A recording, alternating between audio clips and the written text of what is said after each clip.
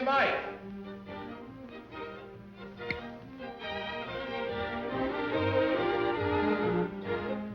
Thank you. How do you do, ladies and gentlemen? This is Orson Welles. I'm speaking for the Mercury Theater, and what follows is supposed to advertise our first motion picture. Citizen Kane is the title, and we hope it can correctly be called a coming attraction. It's certainly coming to this theater, and I think our Mercury actors make it an attraction.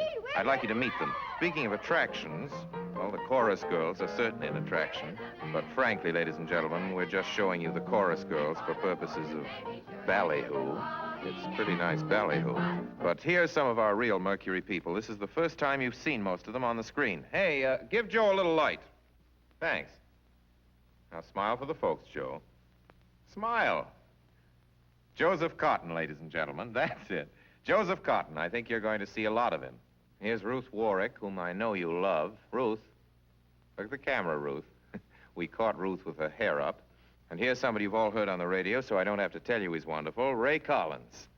Dorothy Commengore is a name I'm going to repeat. Dorothy Commengore. I won't have to repeat it much longer. You'll be repeating it. And here's George Coulouris, who's a grand actor. I'll say that name again.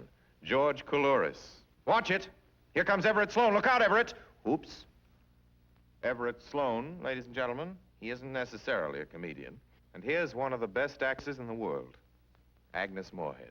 I've said a lot of nice things, but Erskine Sanford deserves some more. Erskine Sanford. So does Paul.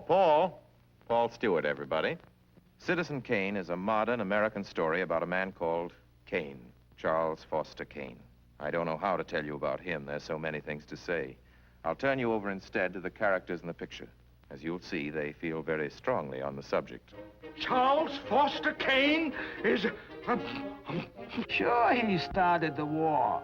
But do you think if it hadn't been for Mr. Kane, the United States would have the Panama Canal? Charles Foster Kane is nothing more or less than a communist. Kane, governor. Listen, when the voters of this state and Mrs. Kane learn what I found out about Mr. Kane and a certain little blondie named Susan Alexander, he couldn't be elected dog catcher. I'm going to skin Mr. Charles Foster Kane alive. I'm going to marry him next week at the White House. Emily, I hear you've been stepping out with Charlie Kane. Of course I love him. I gave him $60 million. Well, of course I love him. He's the richest man in America. But all the girls say about him at first. But you know, I can't help but admire him. He's crazy. He's wonderful. Ladies and gentlemen, I don't know what you'll think about Mr. Kane. I can't imagine. You see, I play the part myself. Well, Kane is a hero and a scoundrel, a no-account and a swell guy, a great lover, a great American citizen, and a dirty dog. It depends on who's talking about him. What's the real truth about Charles Foster Kane? I wish you'd come to this theater when Citizen Kane plays here and decide for yourself.